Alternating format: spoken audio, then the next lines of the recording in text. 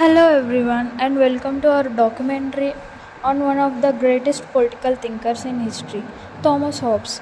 Born on April 5th, 1588, in Wetport, Wiltshire, England, Hobbes' life coincided with the time of great upheaval, wars, revolutions, and major scientific discoveries. He once famously said that his mother gave birth to twins, himself and fear, because he was born prematurely due to the threat of Spanish Armada invading England. Hoop studied at Magdalen Hall, Oxford, where he focused heavily on classical studies, especially Greek and Latin. After university, he became a tutor to several noble families, which allowed him to travel across Europe and meet brilliant minds like Galileo and Descartes. These experiences deeply shaped his thinking. Hobbes was living through the English Civil War, a bloody conflict between the monarchy and parliament. Witnessing so much chaos and violence made him obsessed with the one big question: how can we stop humans from destroying each other? This question would lead him to develop some of the most important ideas in modern political philosophy. Hobbes was not just a political thinker, he also wrote about physics, psychology, and ethics. But his masterpiece, the book he is most famous for, is called Leviathan, published in 1651. Before we dive into his ideas, it's important to understand Hobbes viewed human beings very differently than most philosophers before him. For Hobbes, humans were not naturally kind or moral. He thought we were naturally selfish, fearful, and driven by a desire for survival above all else. So, now let's explore exactly what Hobbes believed about human nature and society.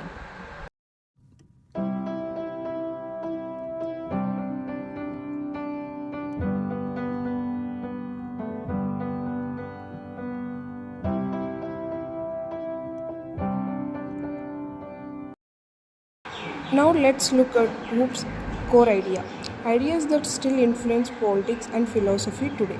First, Hobbes describes something he called the state of nature. Imagine a world without any government, laws, or any authority. According to Hobbes, life in this state could be solitary, poor, nasty, brutish, and short. Without rules, humans could live in constant fear, competing for resources, fighting over survival, and unable to trust one another.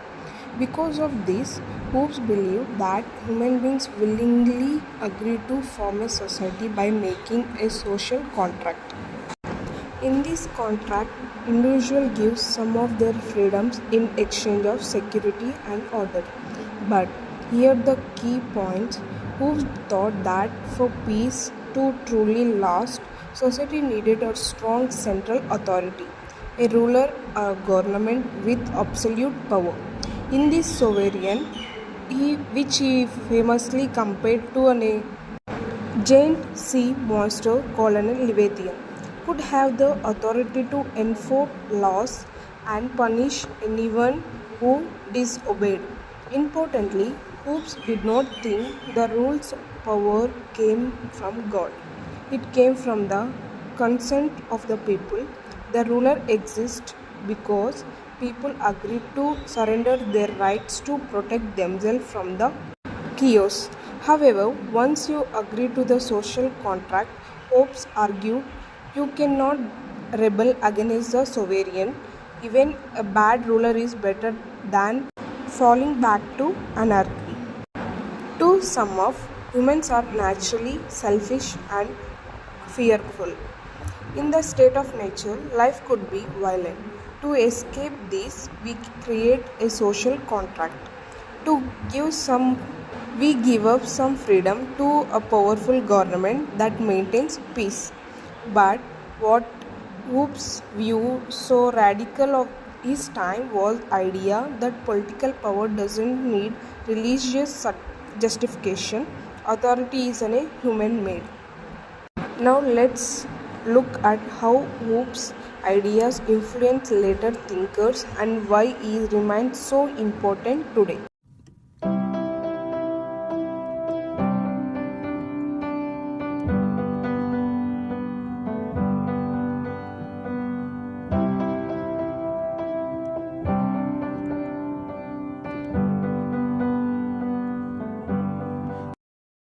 Absolutely, Hobbes' idea didn't just stay in 60s. They reshaped the future of policies and philosophy. First, Hobbes is often called the father of modern political philosophy.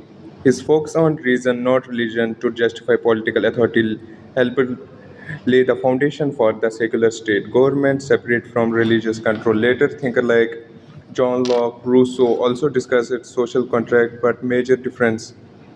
Locke, for example, believed that people had natural right, life, liberty, and property, and the government should protect them, not dominate them. Even the formers of United States construction were influenced by social contract theory, although they leaned more towards Locke vision than Hobbes. But Hobbes' warning about chaos and the need for strong authority is very relevant. Think about countries facing civil war today. Hobbes reminds us why law, order, and strong institutions are crucial to prevent society from collapsing into violence. Critics argue that Hobbes' support for absolute power can justify tyranny, but defenders say Hobbes simply highlighted a painful truth that without a structure, human societies are vulnerable to conflict. Beyond the policies, Hobbes also contributed to psychology. His idea that humans are motivated by basic passion, fear of death, desire for power, influence later thinkers philosophy philosophy. In short, Hobbes' legacy is complex. He taught us about fear, power, survival, and the delicate balance need for peace. Even today, we when we debate issues like government surveillance, state authority, or rebellion against injustice, Hobbes' ideas are still echoing.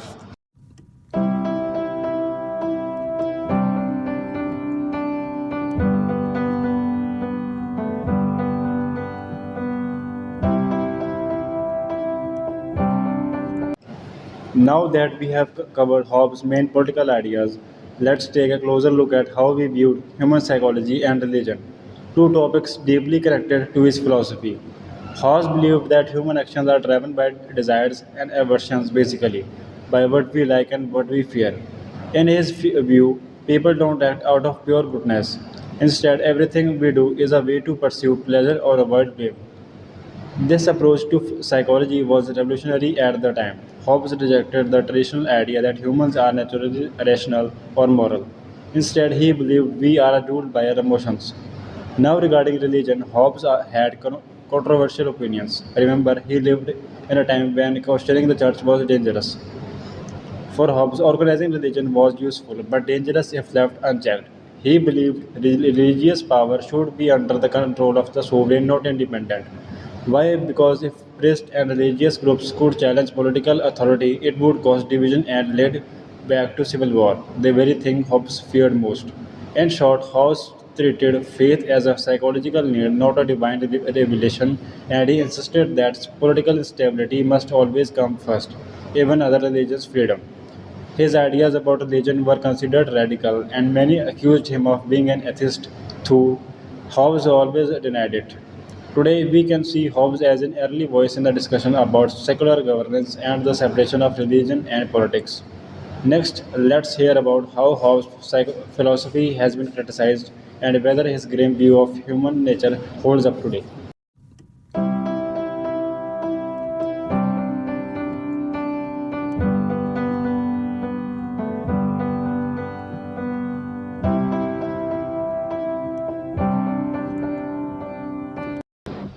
Now look at the criticism of Hobbes, because while his work is monumental, it's far from perfect. First, many philosophers have argued that Hobbes had a overly pessimistic view of human nature.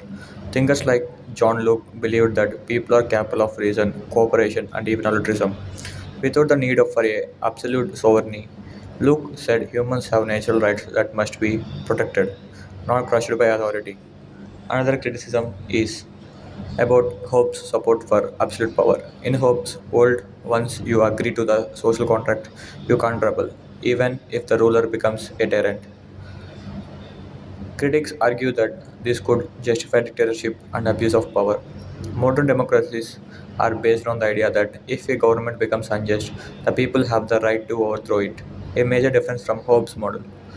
Also, later thinkers like Jean Jacques Rousseau said that Hobbes misunderstood the state of nature. Rousseau imagined early humans as noble and peaceful before being corrupted by society, not violent and selfish like Hobbes thought. Finally, some modern psychologists challenge Hobbes' belief that fear and selfishness drive all human behavior. Today, studies show that empathy, cooperation, and community building are just as natural to humans as conflict and competition. Despite this criticism, Hobbes' work remains incredibly important. He forced us to ask hard questions. What is the price of peace? How much freedom should we give up for security? Is authority a necessary evil? Even now, in debates over government, solve, even now in government, in the end, whether you agree with him or not, Hobbes has challenged us to think deeply about the fragile balance between human nature, freedom, and power, and conversation that will never truly end.